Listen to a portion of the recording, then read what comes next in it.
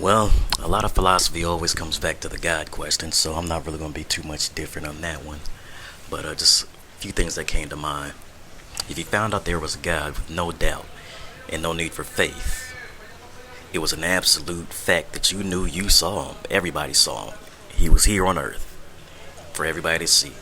Then how would you be different? Would you really be different?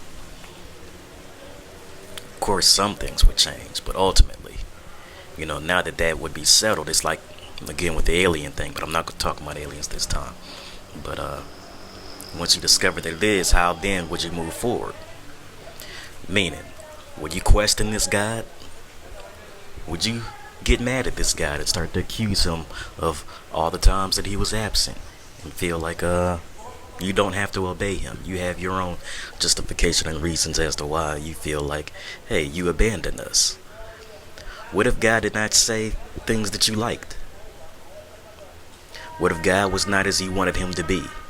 You didn't like his personality. He had a smart mouth. He always wanted to do things his way. He was loving, but he was just somebody that, you think things were better off when he wasn't around.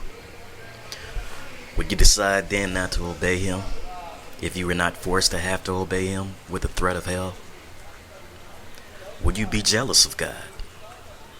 Or how do you think society would change if it knew God existed, but God gave us the freedom to continue doing as we pleased? If he gave us laws, but he would not interfere and be a judge over our concerns, what then? Okay, we have these laws from God, but who's going to enforce them? What gives you the right to enforce it as a person?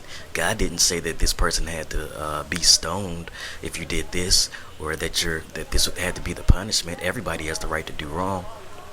What if God made his presence and voice and his actual being available for us all to witness as a physical entity, but he was God and he was not going to sit down and eat with you? He was going to remain holy and in his place, and you had to treat him and talk to him and abide by him with that amount of reverence and respect, or you would see consequences. What if God didn't talk to you and your family, but he talked to everybody else? There are a lot of examples of, I don't know how many of you read the Bible, but there's a lot of examples. There's some lizards out here. But anyway, there's a lot of examples where you see where, people were jealous of people that God favored. And God, in some instances, showed favoritism. God chose the Jews. Cain and Abel had a problem. You keep going through multiple examples.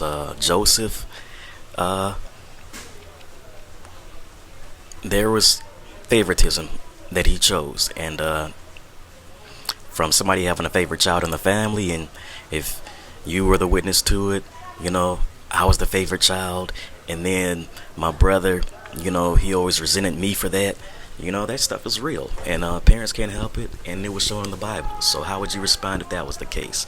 Would you try to gain his favor, or would you pretty much decide, hey, this God isn't everything I wanted in a God? And so he didn't. What if he didn't talk to you and your family? He just decided, hey, I don't really care for your family too much either. I love you, but I'm gonna go eat dinner over here.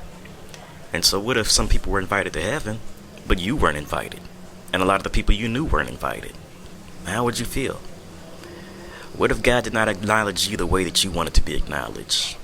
So now that you know that there is a God, but he just sits there in the sky on his throne and kind of just surveys things and thinks on his own and looks at us as his muse, what then would you do?